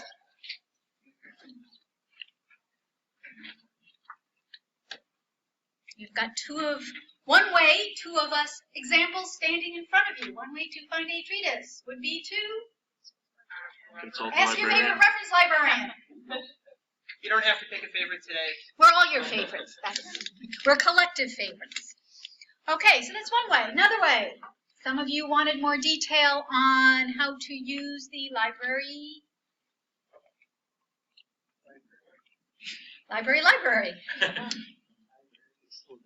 catalog. That is not one of my favorite ways to find treatises because the library catalog can be a little funky. And I think one of you in the screencast mentioned, how do you not get lost in it? And the answer is it's easy to get lost. We'll review it though, again, showing you, sort of reviewing what you saw in the screencast. Other ways? We already saw, yeah, Steve? And there you go, online treatises. Again, if they're available to you, as we discussed last week, the online secondary sources, especially the treatises, can be super duper expensive, but if they're in your plan, then by all means, definitely fantastic resources. And one other way we didn't really highlight, my mistake, so I won't ask you to try to guess it. One of the great things about some of the secondary sources we already looked at, ALR, encyclopedias, they will give you references to other great secondary sources, including treatises. Not always, but again, always good to look at those resource references in whatever resource you're looking at. Okay, so quick review online, how to do all this. And let's start with access. So I'm going to start in the very beginning, like they say in the song. It's a very good place to start. So I've heard. Okay, same basic strategy applies. We can narrow to secondary materials and then look at treatises. Again, for research purposes, not for class investigating treatises purposes, but when you're doing research, again, I think it's best to not go narrow too far. So this is probably as far as I would go, because I don't know if Lexis is going to call a useful source a treatise, or is it going to come under law reviews and journals, or all this stuff. I don't really care what Lexis calls it. I just want to find a useful source, right? So then the other way to do that, well, actually a couple other ways. I can type in a search terms, which we'll do in a second, or what I can do if I happen to already know of a treatise, I can, like we've been doing with other sources, I can just type in the name. So even if I just guess that there must be a treatise named ERISA somewhere, I type in ERISA, and sure enough, here's Haley's litigation report, which may or may not be called a treatise. Don't worry about, is this a treatise, isn't it a treatise? Again, the goal is to find a useful secondary source to help explain what your issue is. So let's go ahead and do that search. So this is, again, not Boolean. This is just plain, old-fashioned plain language, whatever you want to call it. I can't think of a clever name for it. Well, that's the real name for it. I'm trying to think of a clever name for it. Not as soon as Boolean search works. Why isn't it searching? Is actually a better question at the moment. There we go.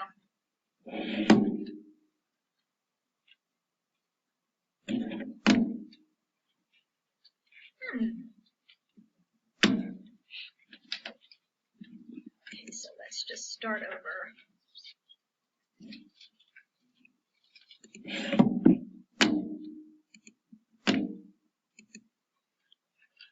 There we go. And again, I can narrow from here.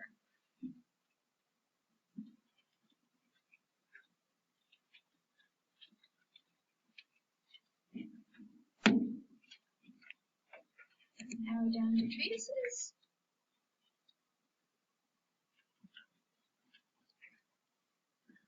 So again, personal injury. Some of us have been talking about, is this malpractice? Possibly. We see HMO, managed care health organization. That sounds kind of useful. Treatises are one of those sources subject to range. A treatise, again, is an entire source about a particular subject. Treatise is one of those sources where you definitely want to look at the table of contents, just to see. I mean, even if you find a great section or a chapter or whatever it's called in the treatise, look at the table of contents. First of all, for those of you who are worrying about costs, as you all should be thinking about, it doesn't cost any extra to look at the table of contents, but more importantly, you might find something useful. Now, just because of how I have Lexis configured, my table of contents is already expanded out. You all probably, if you're following along, might see that, so you just go there. So this particular section, I clicked on action based on quality of care, vicarious liability. Not actually sure vicarious liability applies, but check this out. Table of contents. I look at the next section, action based on denial of treatment. That's right on point. I'm more going to want to look at that much more than the one that my search terms pulled up. So again, table of contents, totally key and useful when you're looking at treatises. So the other thing I want to make sure of when I'm looking at any resource, bibliographic awareness, is to update, and update. Remember, now it's a little tricky on Lexis and Westlaw. And you want to do this especially for treatises. Sometimes treatises are updated regularly, sometimes they're put online and then they're not updated again. And you don't know just by looking at this, at least I don't. It's a little tricky. You need to go to the full table of contents, go up to the top, and either you'll get the info here, but sometimes you get a blank screen and I don't know why they do that, or you can go to the publication information, or sometimes it's called copyright. And then I would find out that the copyright date is 2017. So we're confident that that's pretty up to date. Okay, any questions on Lexis? Pretty much same strategy applies on Westlaw. You can throw in your title and see if ERISA comes up. Westlaw answers, so ERISA subrogation, ERISA practice and litigation. That sounds pretty promising. It's sort of like the Google, I feel lucky approach. You can browse, go to secondary sources, and then click on treatises, text and treatises, and you can see a list. And again, you can do a search and narrow it that way. Whoops. And best to do a search without a typo.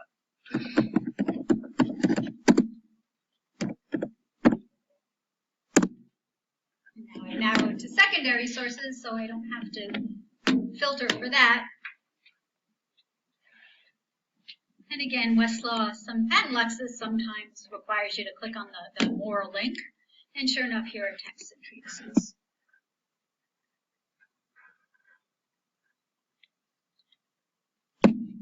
And I always do this with Westlaw. So if you see me clicking and waiting, just like speak up and say, click apply filters. Westlaw doesn't automatically do it. Most, at least the websites I'm used to, do. So I wait, and then realize I still have to click again. And so which filter did you apply? I applied the text and treatises filter. Okay. Just to narrow it down. And again, I might want to do this after doing my broad search, either in all of the sources or just in secondary sources. I might actually want to narrow it to text and treatises if I really want a focused treatment on a particular topic. So looking here, I see Pennsylvania practice. So I see something called American Jurisprudence Proof of Facts, Liability of Health Maintenance Organizations. That looks promising. I might want to take a look. We're going to talk about proof of facts in depth later on in the semester, but here's an example of why it's good to do a broader search and not just narrow to a single title like AmJur or ALR, because you might encounter something, you might not be that familiar with it, but it looks useful, and that's the point of all this. But let's scroll down to an actual treatise, Florida jurisprudence. There's another state jurisprudence if we were in Florida would be, so here's modern tort law, liability of hospital. We're not talking about a hospital. Vicarious liability, still not sure if that's going to apply. Maybe I'll take a look. It's HR series compensation, so we are talking about benefits, healthcare benefits. Again, if this is in my plan, clicking on it isn't going to cost any extra, so I might take a look. The other thing I might take a look, all right, I'm not sure. Imputed legal responsibility for acts of another, not too sure. But looking up here, again, in the topic hierarchy, kind of in the table of contents that's available to me here, I see managed healthcare liability issues. That does sound useful. Liability managed care provider malpractice. That sounds really useful too. So that table of contents, once again. So I might want to look at this whole section or these other sections. Liability for negligent management of care. That's interesting. Maybe we have a cause of action as negligence, that whoever made the decision in the insurance company was negligent. And sure enough, look at this, other negligence liability, including denial of claims. Now, there's no guarantee you're always going to find something great, like I keep on pointing out to you. Obviously, I looked ahead.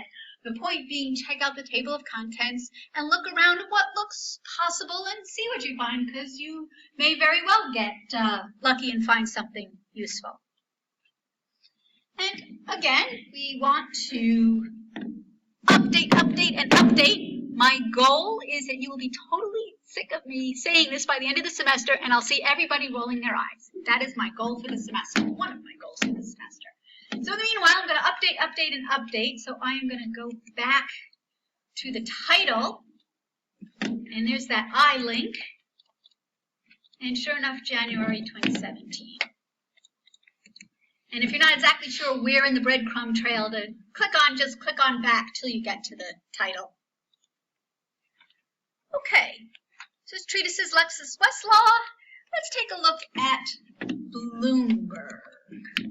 So let's go back to the home screen. Oops. It logged me out. And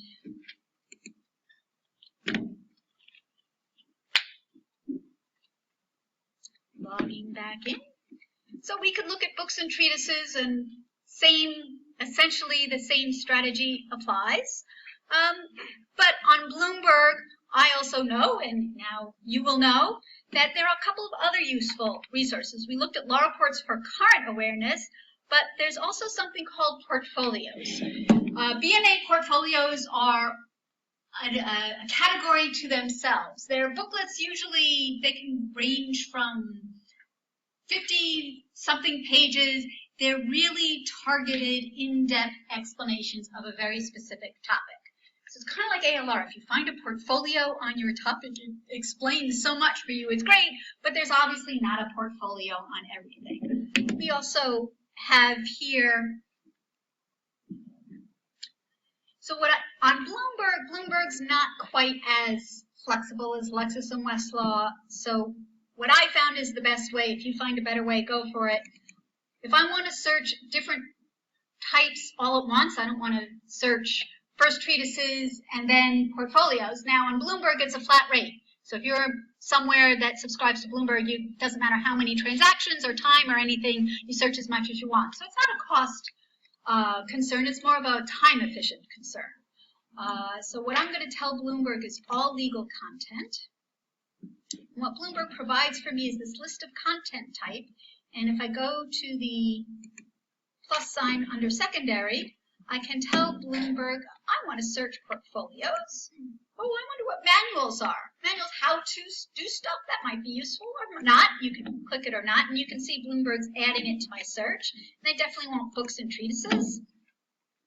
And then I can do my search in these, my custom-made search sources. So I'll put in keywords, and Bloomberg, you have to do Boolean. Bloomberg does not have any natural language, and so we will be talking, as I promised, more about Boolean next class. But in the meantime, bear with me. So I'm telling Bloomberg, please search the phrase exactly as it appears, managed care, and I want that phrase within the same sentence of any form of the word libel. So libel, liability, probably are the most likely variations. And then search.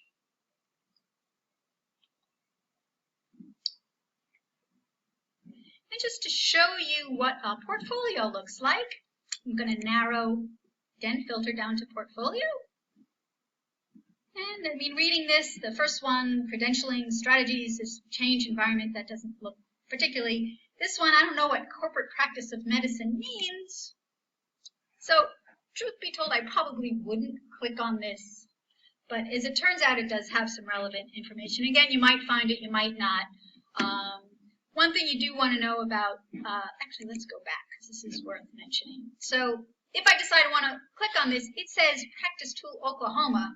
We're in New York, our client's in New York, not Oklahoma. But if the overall topic sounds interesting, again, hopefully I do sound like a broken record, I'm going to look at the table of contents. I'm going to not look at the Oklahoma part, but I'm going to look at the overall portfolio. Might want to look at the description to see if it is relevant, and then the detailed analysis, and see if there's anything that looks interesting. Corporate and managed care, it mentions managed care, maybe.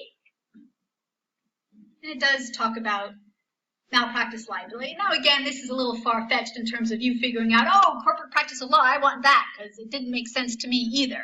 The point being that if you do see something promising, but there's a subsection that isn't, take a look at it anyway and use that wonderful table of contents. Okay, so somebody asked about in the screencast, and it was on my agenda anyway, to,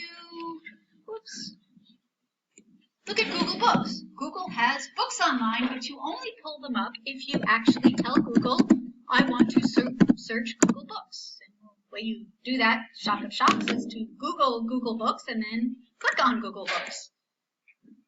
And you can see Google Books. And then you can do your search just like you would do any search. So health, plan, liability, and notice I'm using different terms throughout my different examples. Managed care, health plan, especially when you're dealing in a area where you don't have to worry about a per search charge like Google, which is free. It's worth trying different terms. So here on Google Books, I've tried this particular term, and employer health plan accountability. That could be promising, retiree benefit, ERISA health plans, essentials of managed healthcare. Back last class, one of you mentioned, I really want to understand how this whole health plan works and how they make their decisions, right? If we're going to talk about negligence, it would be good to know what the standard of care is for treatment decisions. So maybe this would be useful. Now the thing about Google Books is it's pretty random in terms of what you can see when you click. You might be able to see the whole book. You might only be able to see excerpts of the whole book. It has a lot to do with copyright. Basically, you have to take what you get here on Google. So I think one of you asked about, I have difficulty accessing the book. Unfortunately, my only answer for you is to find it in a library if Google isn't letting you see it. So you can try some of the Google navigation, next, previous, but a lot of the times, because of copyright, Google won't let you see the entire thing. Questions about Google Books or finding? So we talked about what treatises are, in-depth titles on a particular subject, talked about how to find treatises, Lexis, Westlaw, Bloomberg, Google. We will look at the catalog in a moment. So let's talk about how to use treatises. And that's how we will get to the catalog. So here's the library catalog.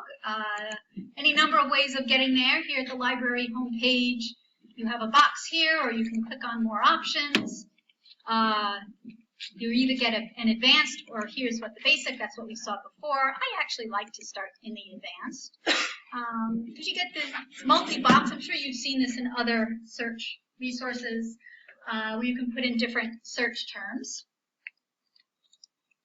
And so what I'm going to look for, actually I'm only going to use one box for now, but you can do even on the screen, healthcare law. So I'm going to search the catalog. Now the catalog is not full text, and this again is that bibliographic awareness theme where you want to think about what you're searching. Lexis, Westlaw, Bloomberg, you're looking at treatises, you're looking at full text. When you do a keyword search, you're searching the entire text of that 300-page treatise, multiple 300-page treatises.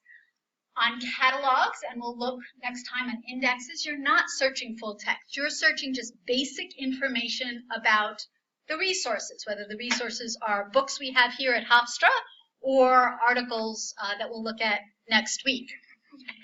So the other thing you want to be aware of is here at Hofstra, which is different at different schools, here at Hofstra we have a catalog for all of the libraries. That means it's not just legal stuff that we're going to find. We're going to find all sorts of non-legal stuff.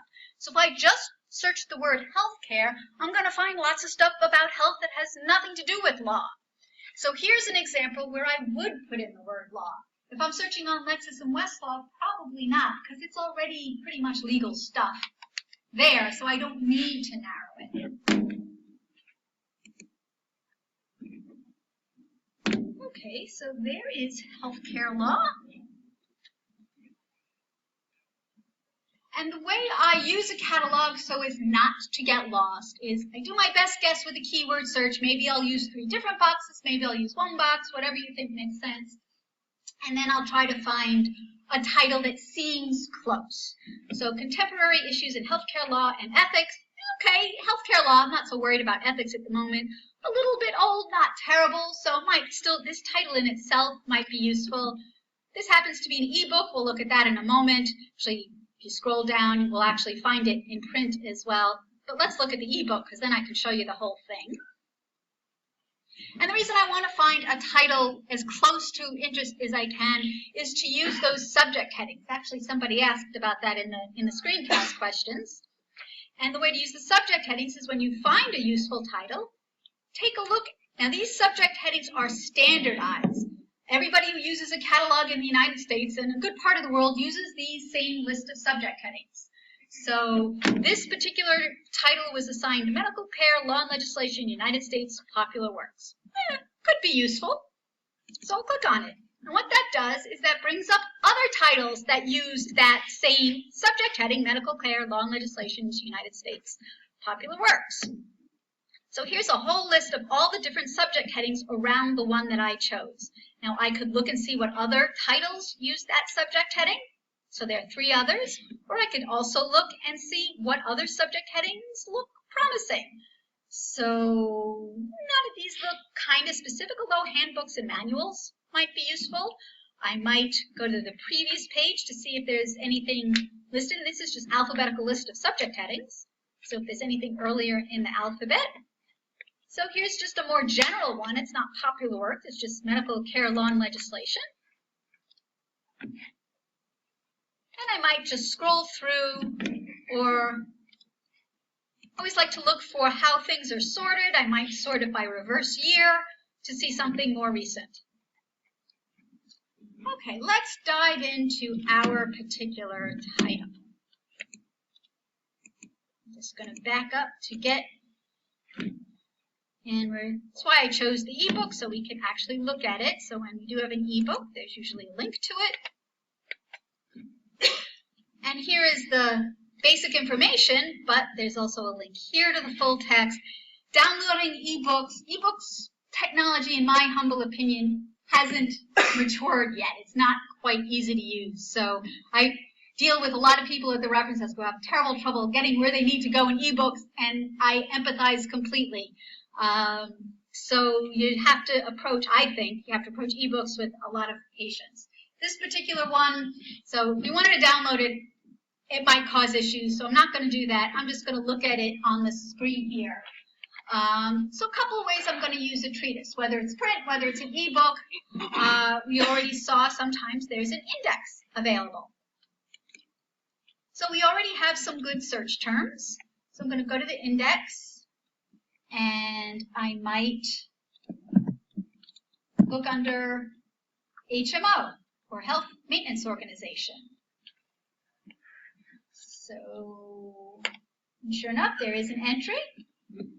So I may, looking at the entry in the index, it's telling me, okay, let's take a look. Capitation, don't know what that is, don't think so. Corporate negligence, possibly, because we're thinking about negligence. So I definitely want to go to page 196.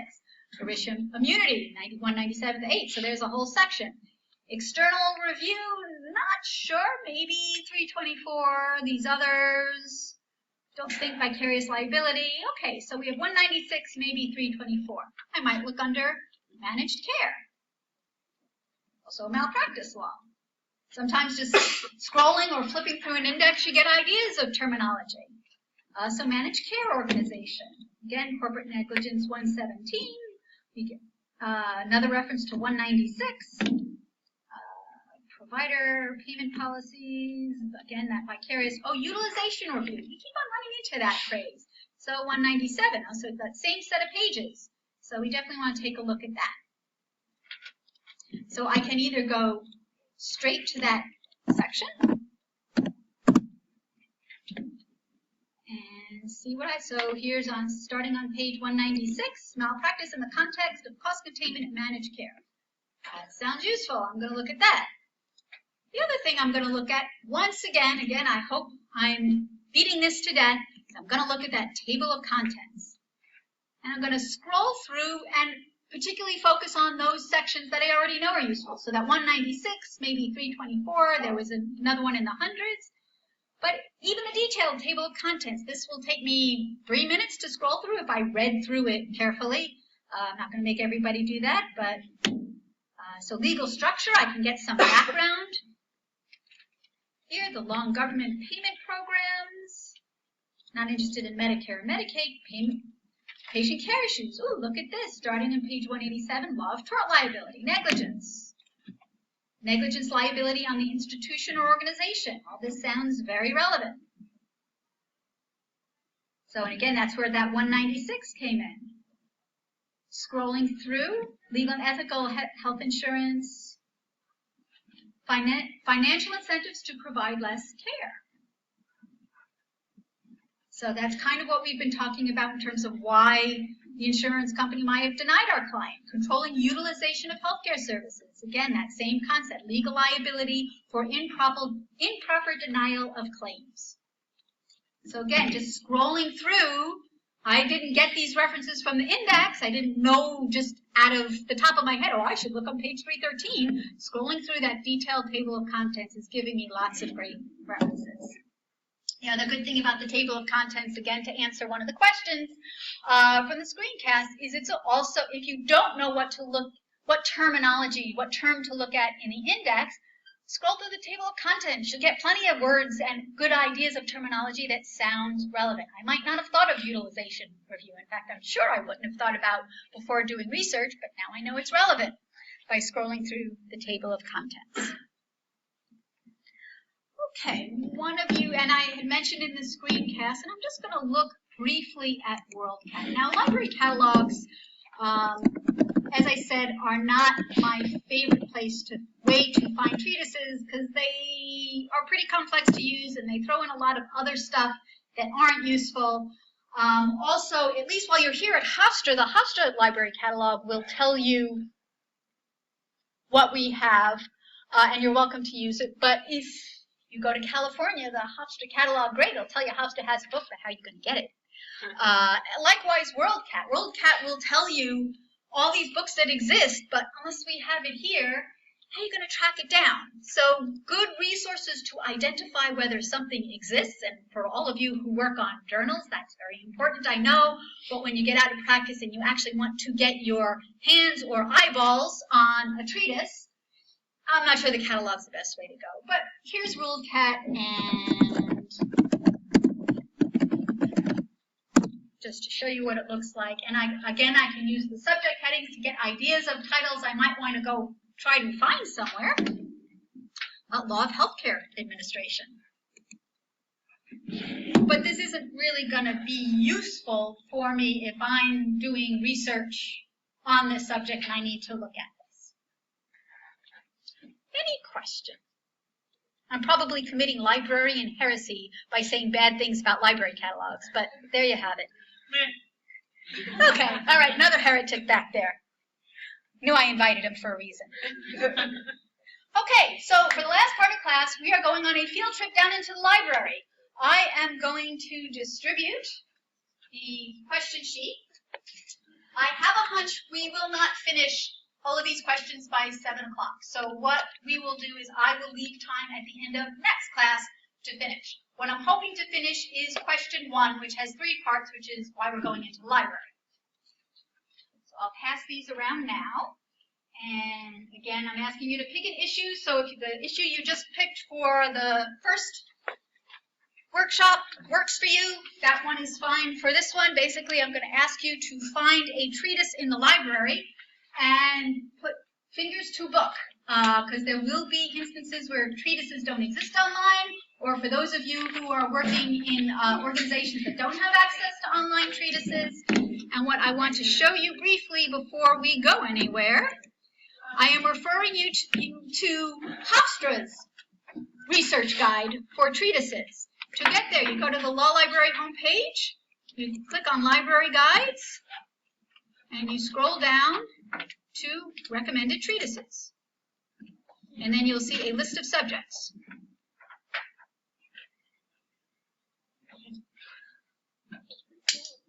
And yeah, those of you who noticed my pin, I'm a cat person.